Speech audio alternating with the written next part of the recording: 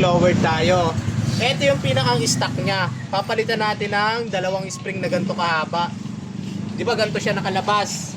Pag nilagay natin yung spring na dalawang kahaba, liliit na lang yan, ganito. Example. Example.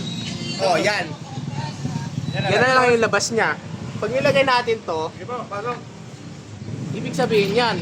Ito na yung laro niya. May play pa rin siya, pero konti na lang. Kasi sa mga pantra, pag nag-lowered ka, mataas dito, pangit tignan. Mataas dito, pangit tignan.